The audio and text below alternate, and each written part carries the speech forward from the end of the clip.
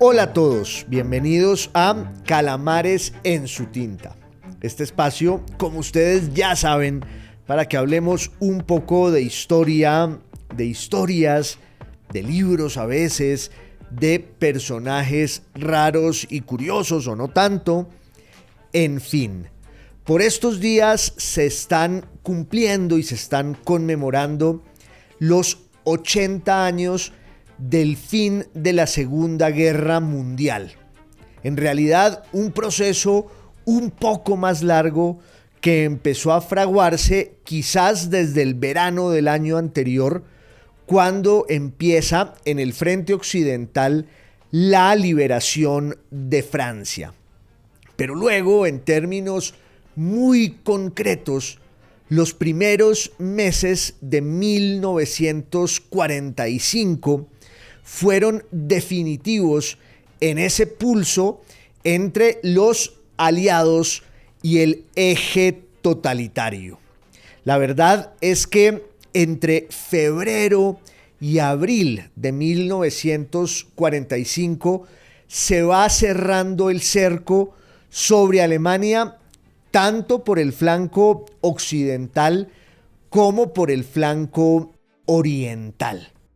Esa guerra fue, y lo sabemos todos, la más devastadora y mortífera de la historia. Allí murieron entre 60 y 70 millones de personas, entre combatientes y civiles, y también cayeron heridos más o menos 15 o 20 millones más. Pero para hablar de esa guerra, que además se sella con un momento devastador, que es el de la bomba atómica, porque claro, la guerra se va acabando entre finales de abril y principios de mayo del año 45, pero luego se va a proyectar sobre el frente oriental hasta la rendición del Japón. Y eso solo fue posible con el uso de la bomba atómica, que también es el corolario, podría decirse, aunque es una palabra muy antigua y ya desusada, pero el epílogo, el cierre de la Segunda Guerra Mundial, pues implica esa paradoja del uso del gran progreso de la ciencia, en particular de la física y de la química, y ese relato épico de todos los avances que habían ido dando las ciencias naturales y las ciencias exactas desde el siglo XIX, por no decir que desde antes, y eso desemboca, obvio, en ese momento en el que hay un desentrañamiento de toda la energía que contiene la materia, una viejísima obsesión que cuando se pone al servicio de la guerra, pues va a resultar letal e incontrastable. Y entonces esa guerra se cierra, por un lado, con la victoria de los aliados en el frente occidental y luego con la rendición del Japón, ya cuando Alemania estaba destruida y doblegada en la segunda mitad, en realidad, de ese año de 1945. Para hablar de esa guerra, de la Segunda Guerra Mundial, es fundamental entender todo el proceso que conduce a ella y el antecedente obvio de la Gran Guerra, de la Primera Guerra Mundial. No en vano hay una especie de sucesión ordinal, hay un relato completo entre la Primera y la Segunda Guerra Mundial que van en ese orden porque se trata al final del mismo fenómeno histórico. La Segunda Guerra Mundial es el resultado también de todas las heridas no cerradas que quedaron de la Primera Guerra Mundial y que se fueron recrudeciendo y que se fueron descomponiendo a partir de 1918. Incluso hay muchos autores que no hablan de dos guerras separadas, sino de una sola guerra que podría equipararse con esa guerra de los 30 años en el siglo XVII, entre 1618 y 1648, una guerra que tuvo un origen político como todas, pero también religioso, y que va a transformar el destino de Europa en el plano de la diplomacia y en el plano, sobre todo, de esa discusión que había durado un siglo y medio entre las facciones protestantes y el catolicismo. Eso de alguna manera se supera o se transforma en 1648, cuando se acaba la que en términos oficiales e históricos e historiográficos se llama la Guerra de los 30 años. Pero hay quienes también usan ese concepto para hablar de la Primera y la Segunda Guerra Mundial. Como si no pudiera entenderse la primera mitad del siglo XX y toda la historia que ha ocurrido desde entonces sin entender la continuidad histórica entre 1914 y 1945. Yo estoy de acuerdo con esa idea. Son más o menos, para decirlo en términos cinematográficos y televisivos que nos encantan, son dos temporadas de una misma serie. Y ese es el bautismo de fuego del siglo XX, un siglo no exento también de paradojas y contradicciones,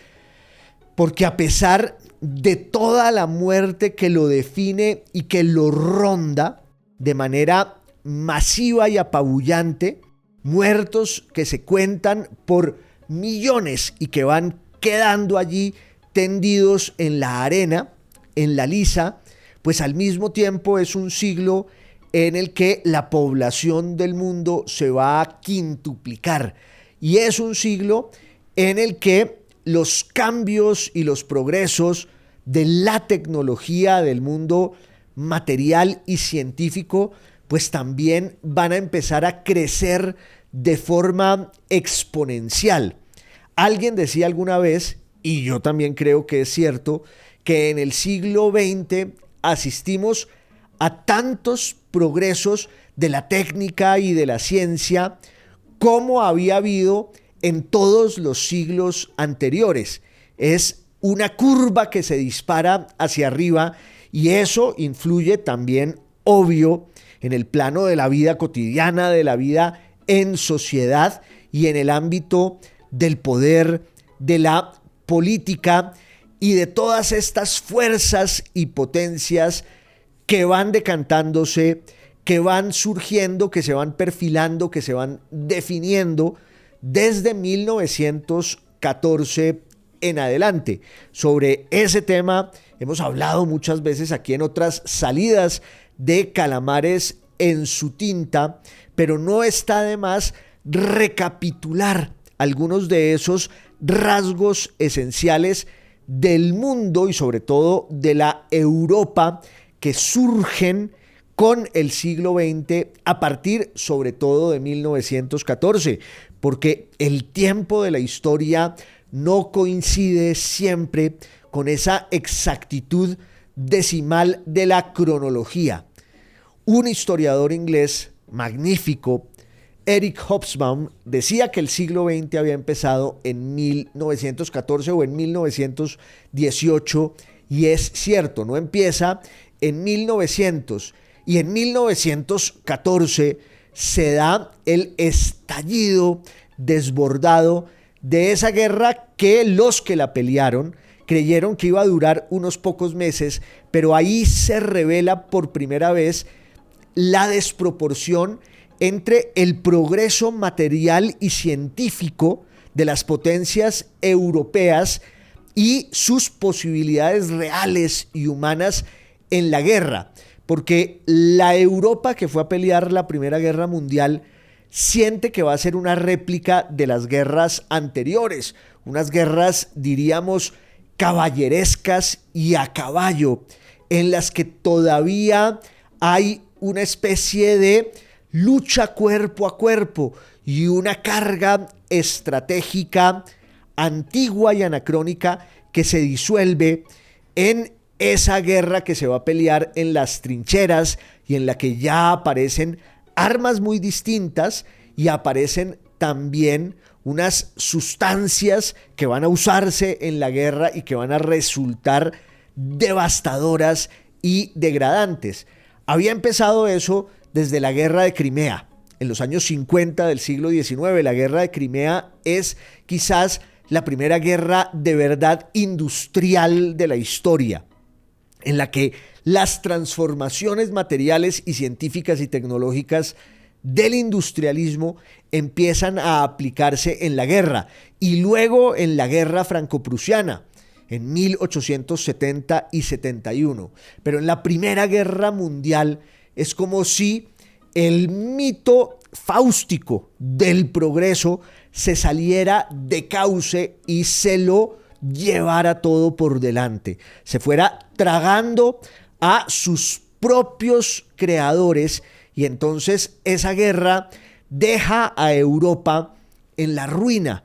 en los escombros. Y como siempre lo he dicho aquí también, porque hemos rondado estos temas de manera sistemática a partir siempre de unas conmemoraciones que son un detonante para volver sobre el pasado, para ir recogiendo sus pasos y tratar de intuir también cómo ese pasado pues nos marca todavía hoy, nos determina, porque somos sus hijos y porque la historia al final es esa forma del conocimiento que se ocupa del presente, no solo del pasado. Lo que pasa es que el presente es incomprensible sin ese pasado y esos pasados que lo habitan.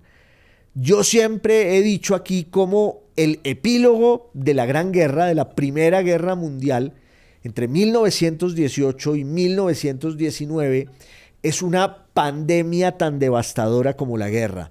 La pandemia de la gripa H1N1, y que muchos en su momento, y así quedó para la historia, llamaron la gripa española, entre otras cosas, porque como España fue neutral en la Primera Guerra Mundial y no había allí control ni censura de la información, como sí pasaba en los países que estaban peleando la guerra, pues la noticia de esa peste, de esa pandemia feroz en España sí llegó a difundirse sin ninguna prevención, y entonces en el resto de Europa creían que la pandemia había empezado allí. No es cierto. Al final esa pandemia va a resultar, repito, tan mortal como la guerra, tan devastadora, va a matar millones de personas en el mundo entero, y lo que queda es un panorama desastroso y apocalíptico. Es el fin del mundo, y eso define también la política de los años por venir. La Primera Guerra Mundial implica en uno de sus combatientes, en el Imperio Ruso, la caída de ese imperio, de los últimos Romanov, que hacían agua desde mucho tiempo atrás, llevaban décadas sobreaguando los zares rusos en medio de un panorama social y económico inmanejable. Y eso todo pues desemboca en la guerra, y en Rusia la guerra desemboca en el triunfo en 1917 de la revolución bolchevique, la llegada del marxismo-leninismo al poder y la constitución de ese régimen soviético que tenía un proyecto y una promesa utópica en torno no solo al futuro y a la economía, sino a la naturaleza misma de lo que es la sociedad. Un modelo inspirado, por supuesto, en la doctrina de Marx y de Engels, pero con unas nuevas adiciones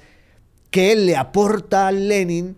a ese recetario que solo logra imponerse por la vía de la violencia y de la revolución hasta engendrar allí un gobierno de hecho que derriba al zarismo y que empieza a irradiar sobre el resto de Europa, pero además sobre la clase trabajadora que había quedado postrada después de la Primera Guerra Mundial y después de la pandemia de la gripa H1N1, pues el pueblo estaba desesperado, desolado. Esa era un poco también la bandera del bolchevismo. La guerra es una especie de coartada de las clases dominantes y de la burguesía para usar a los pueblos como carne de cañón y ponerlos a que se maten allí en ese infierno atroz de las trincheras, mientras esas clases dominantes siguen frotándose las manos y siguen enriqueciéndose a costa de los pobres. Por eso había también una noción internacional del proletariado que empieza a calar en la clase obrera en los países occidentales, y eso produce una reacción que es el surgimiento de proyectos revolucionarios y demagógicos, pero en el otro extremo, en el otro espectro de la ideología. Ese es el otro gran fenómeno político, histórico, ideológico, cultural que va a marcar con sangre y con fuego al siglo XX. El surgimiento de una derecha revolucionaria que sale de ese refugio tradicional del conservatismo, que era la nostalgia por el pasado y por el antiguo régimen, y ahora las derechas están en la calle en Francia con la Acción Francesa, en Italia con el fascismo y en Alemania con el nacionalsocialismo, con el nazismo. También, obvio, habrá otros fenómenos, por ejemplo, en España, en Portugal, pero si uno se centra en la experiencia italiana, en la experiencia alemana, la experiencia francesa se va volviendo marginal por lo que ocurre en Francia después de la Primera Guerra Mundial. Francia había ganado la guerra y fue también la gestora de las condiciones inaceptables y leoninas e implacables de los acuerdos de Versalles, en los que se estableció la rendición y la humillación de Alemania, que fue otra de las causas de la Segunda Guerra Mundial y fue otra de las razones también por las cuales en Alemania, que se había disuelto como imperio y que sobrevivía bajo el empaque imposible de una república que se llama la República de Weimar y que es un modelo fallido porque trata de recoger un poco las brasas todavía humeantes de la tradición imperial alemana y esos rasgos que habían hecho de Alemania una potencia en la segunda mitad del siglo XIX. El militarismo, la disciplina prusiana, también hay en las alcantarillas del alma de ese pueblo un sentimiento retorcido, avieso y perverso, que es el del odio a los judíos, el antisemitismo, que era pues una corriente sobre todo filosófica, intelectual, académica, sociológica, pero en especial una corriente lingüística que había surgido en toda Europa con la obsesión por clasificar a los pueblos, clasificar sus idiomas y pasar del espíritu clasificatorio a un espíritu jerárquico en el que la inferencia implícita era que había lenguas superiores que expresaban también la superioridad de los pueblos y las razas que hablaban esas lenguas y que simbolizaban esas culturas. Entonces se habla de los pueblos indoeuropeos, que en Alemania van a empezar a decir los pueblos indogermánicos, y se habla, por ejemplo, de los pueblos semitas como pueblos inferiores. Y entonces, en esa premisa, en esa lógica, los judíos van a empezar a ser marginados una vez más dentro de la larguísima tradición del antisemitismo contra los judíos en Europa, incluso antes de que el concepto de Europa existiera. El viejo antisemitismo desde la antigüedad, que ahora tiene una especie de sanción científica y académica, y eso se traslada en la segunda mitad del siglo XIX a la política en los sectores reaccionarios y conservadores del segundo imperio alemán, que está llegando a la cima del poder industrial, del poder económico, del poder militar. Y la gran paradoja es que los judíos son los que de alguna manera jalonan allí en la Alemania del segundo imperio ese esplendor que también es artístico, que también es literario, que también es cultural y estético. Pero después de la guerra, después de la Primera Guerra Mundial, hay en Alemania una necesidad desesperada por indagar en las causas y las razones por las cuales semejante potencia ha perdido la guerra, y entonces vienen muchas teorías arbitrarias y violentas y forzadas que coinciden, claro, con el surgimiento del nacionalsocialismo en 1920, pero también el surgimiento de esa demagogia de derecha como un pésimo antídoto contra la demagogia y la violencia de la izquierda y del comunismo. Y entonces la República de Weimar pues nunca logró encontrar su verdadero cauce, porque oscilaba entre esas fuerzas violentas que descreían de las instituciones republicanas, que descreían del Estado de Derecho y que descreían del liberalismo democrático y constitucional, porque lo consideraban también uno de los motivos por los cuales las sociedades europeas habían llegado al abismo de la Primera Guerra Mundial y se habían ido por él, se habían despeñado, se habían caído al desfiladero sin remedio y sin reversa. Ese proceso es el que lleva a esos movimientos de fuerza que descreen todos de la democracia liberal y representativa al poder, como pasa en la Italia de 1922 y como pasa en la Alemania de 1933.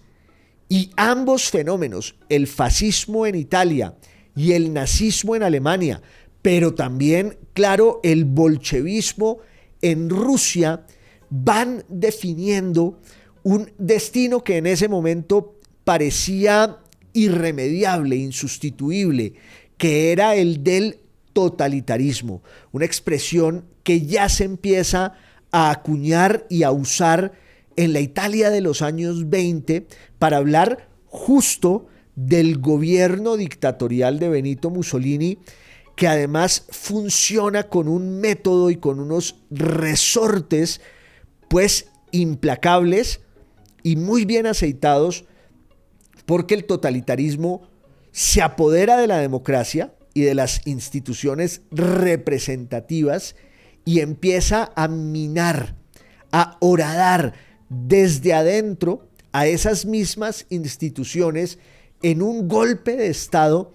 que ofician los dueños del poder y los dueños del gobierno, con una ecuación que es casi irrefutable. Esos movimientos encarnan la voluntad del pueblo que se expresa en la calle. Y esa voluntad del pueblo se traslada al gobierno y desde el gobierno se va dando un desmonte progresivo y paulatino de la democracia y de sus instancias de control que se inspiran en la viejísima idea liberal, tanto inglesa como francesa, de la existencia de distintas órbitas del poder público para que entre ellas se puedan controlar y nadie tenga tanto poder como si fuera un monarca. Lo que pasa es que en el totalitarismo, insisto, ese concepto empieza a acuñarse en los años 20 en Italia y luego se volvió ya una categoría de la historia y de la ciencia política para hablar de esos fenómenos y de esos regímenes en los cuales los detentadores del poder lo ejercen con una vocación absoluta y total para meterse, para penetrar en la vida y en el alma de la gente sin que los individuos puedan contrarrestar de ninguna manera esa especie de enajenación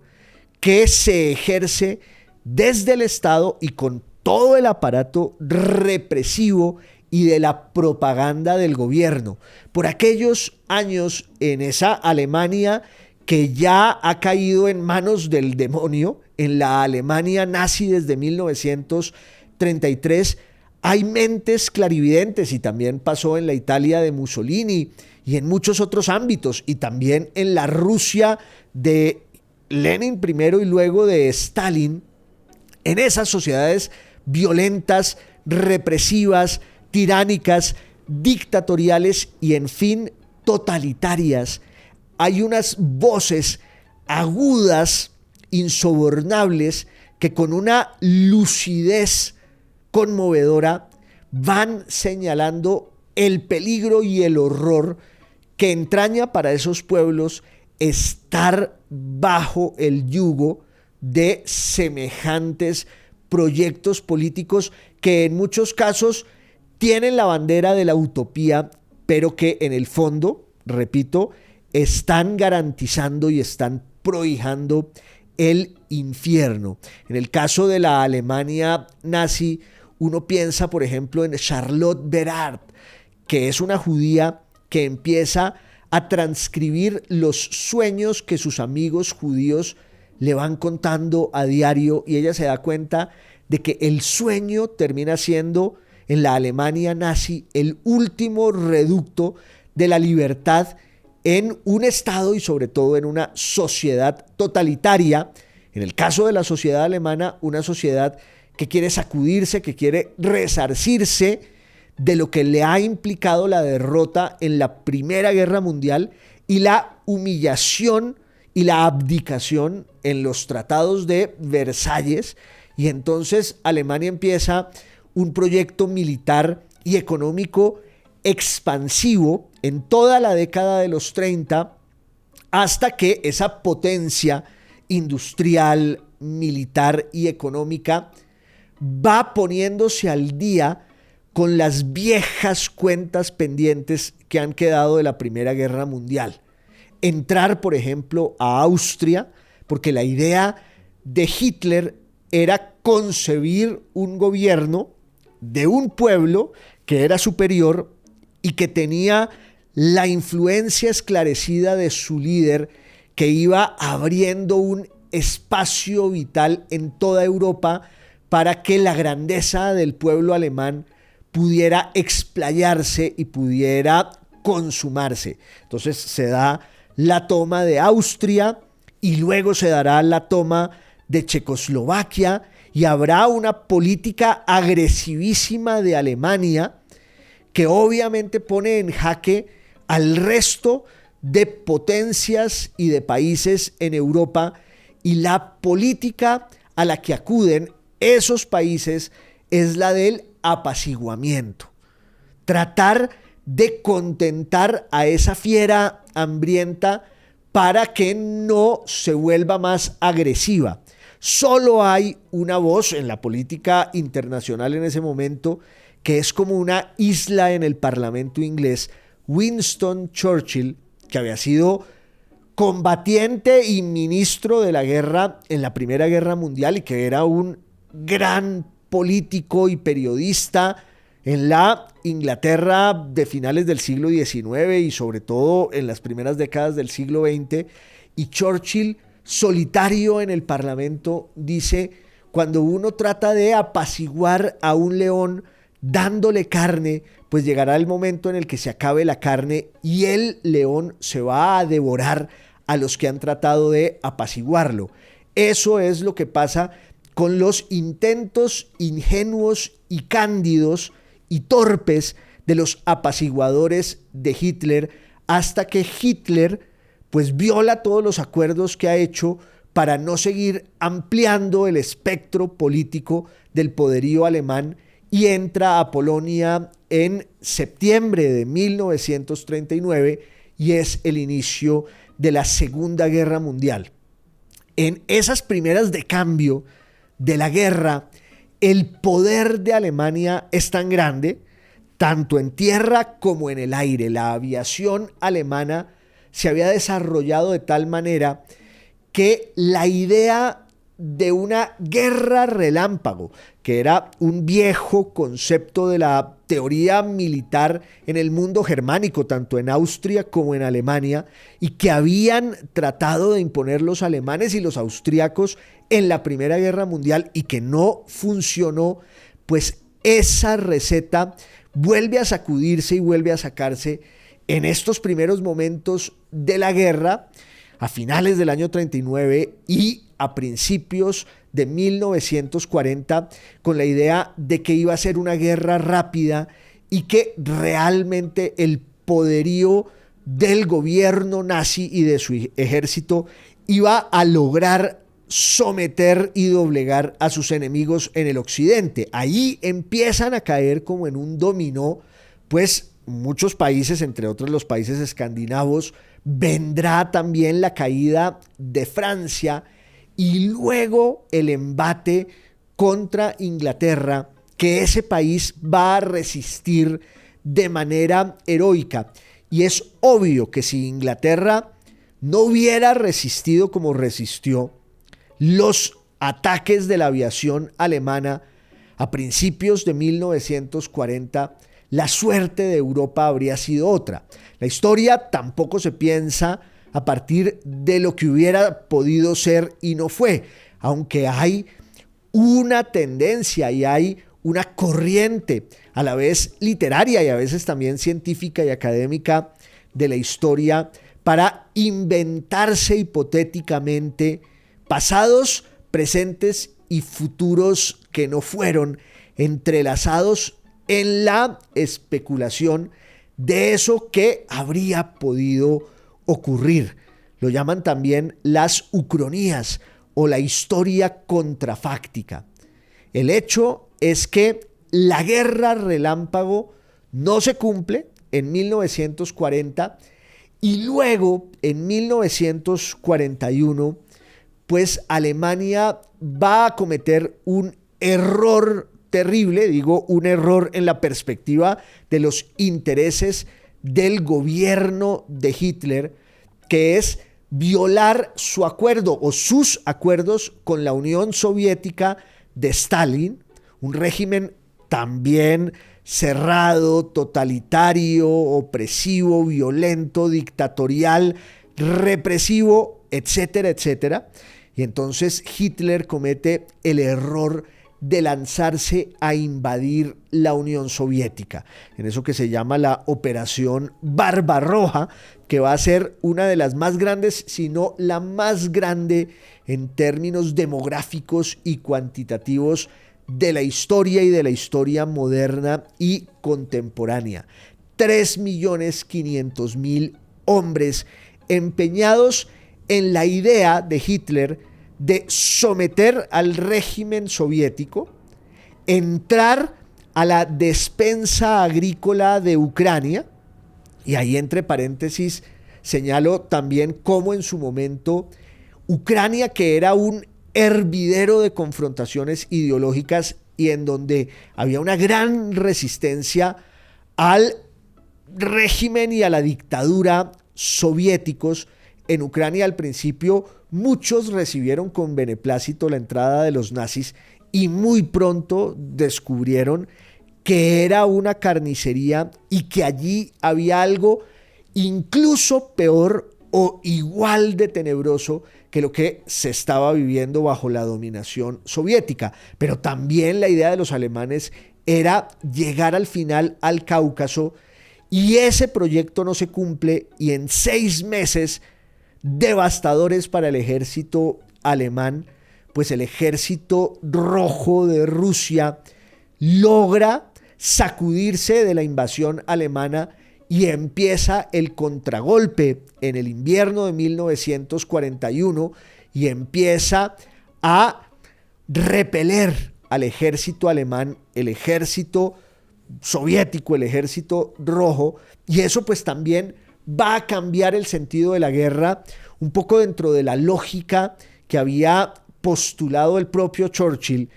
que va a saltar de esa isla que era su asiento en el Parlamento y donde él, de manera heroica y solitaria, señaló lo que iba a terminar pasando. Pues Churchill va a ser llamado como una especie de héroe de emergencia para que se encargue de la guerra y luego se encargue del gobierno inglés. Y él lo hace y en un momento dado dice: si me tengo que aliar con el diablo para derrotar a Hitler, lo haré. Y va surgiendo la idea esta de una alianza entre Inglaterra, la Rusia soviética, comunista y bolchevique de Stalin, y luego, a finales de 1941, con la entrada también de los Estados Unidos en la guerra. Eso mismo había pasado en la Primera Guerra Mundial. Los Estados Unidos entran en el verano de 1917. Entre otras, ya se ha demostrado que eran los soldados estadounidenses los que llevaban consigo la semilla, el germen de esa gripa asoladora de la H1N1, de ese virus que va a desenvolverse en la pandemia de la gripa española. Esta vez los Estados Unidos entran muy rápido en la guerra, en la perspectiva pues de lo que va a durar la Segunda Guerra Mundial, porque en la primera entraron al final, aquí entran a finales de 1941. Había una ficción de la neutralidad de los Estados Unidos en la guerra, pero la verdad es que los Estados Unidos apoyaban, claro, a Inglaterra y a los aliados, y viene ya una estrategia conjunta en distintos frentes, en el Pacífico, en la propia América, en Europa, que era el escenario principal de la guerra, en el occidente con las tropas aliadas, y el intento luego de liberar Francia, que se sabía que era el punto de inflexión para derrotar a Alemania, y el frente oriental, en el que sin lugar a dudas los protagonistas son los rusos, que se han echado al hombro la misión de derrotar a Hitler por el flanco derecho o por el flanco oriental.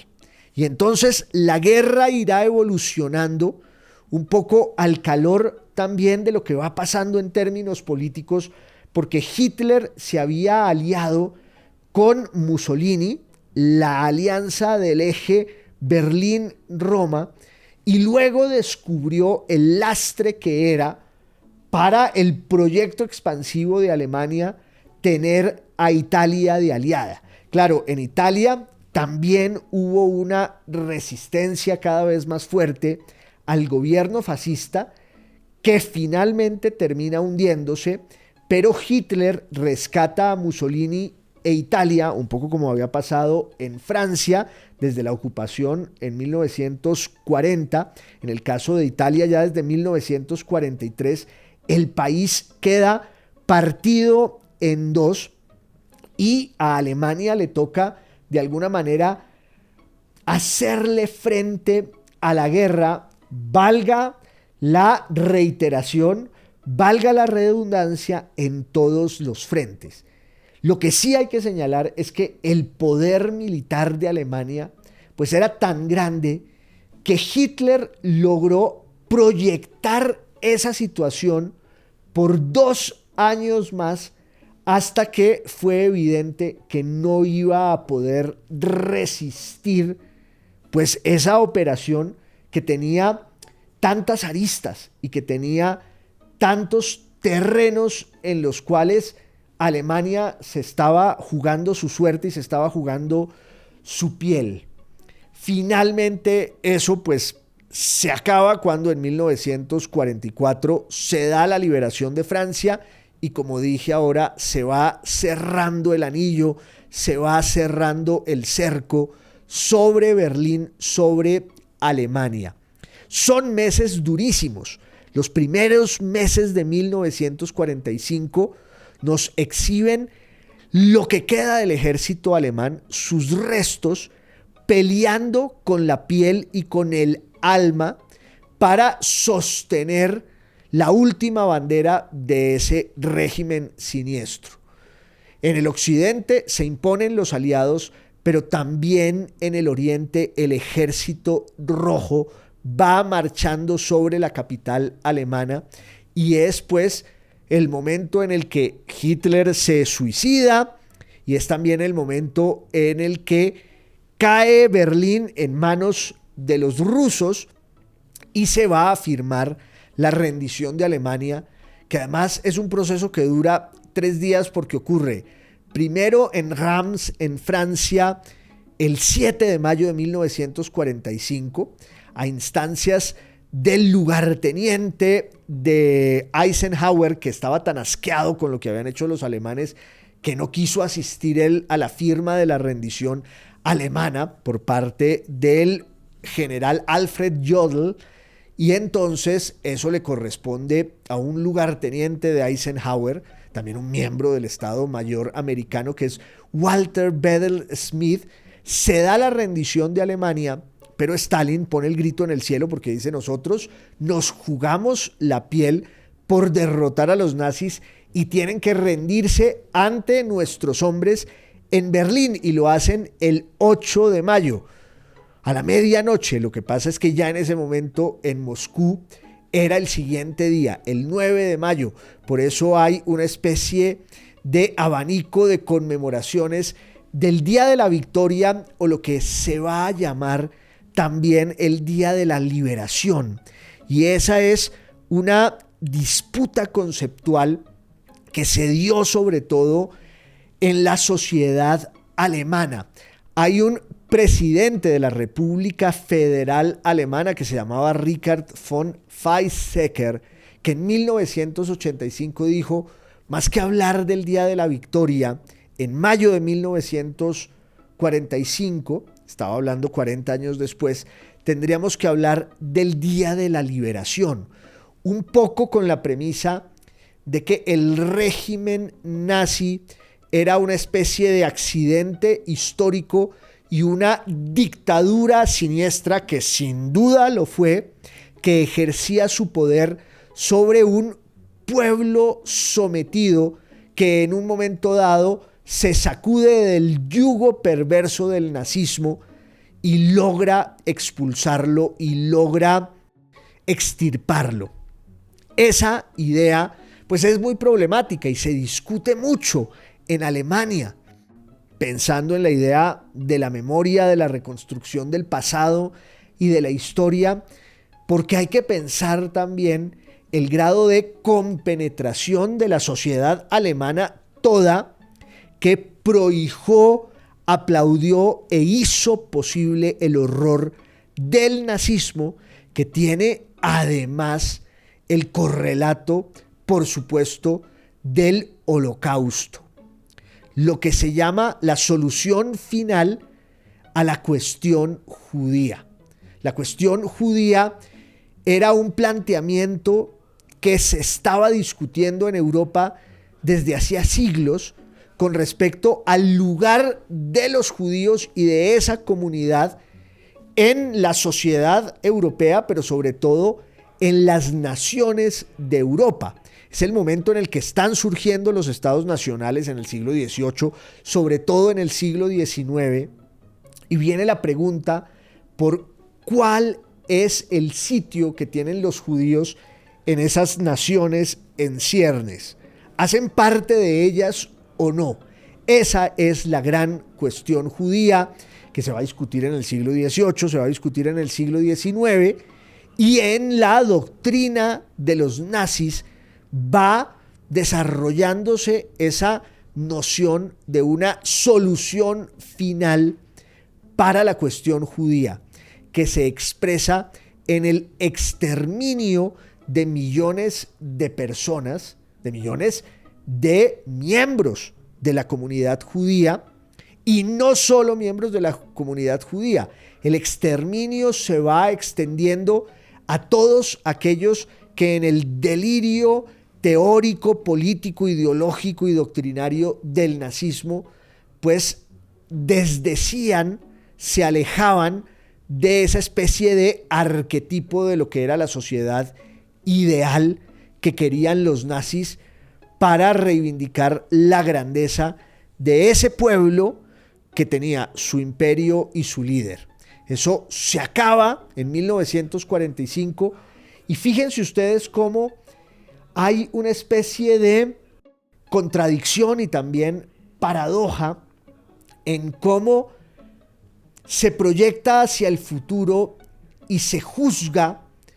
el legado totalitario de esos regímenes de fuerza en la Europa de los años 30 y de los años 40 que llevan a esa sociedad al abismo, al cataclismo de la Segunda Guerra Mundial. Porque hay un consenso moral válido, necesario y obvio sobre la perversidad intrínseca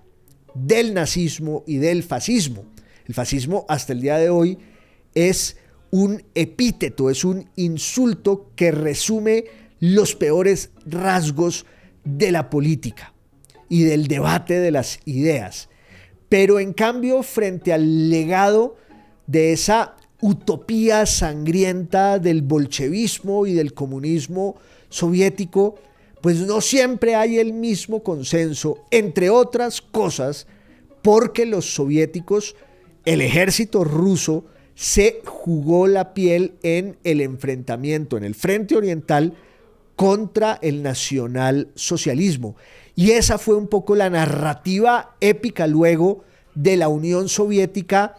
con sus estructuras policivas, represivas, dictatoriales y totalitarias. Nosotros derrotamos al fascismo. Luego lo que queda es el legado de la llamada Guerra Fría, algo de lo que ya empezaba a hablar en 1945 George Orwell, pero quedará para otra y otras salidas de Calamares en su tinta hablar de eso que ocurre en Europa y en el mundo después de 1945.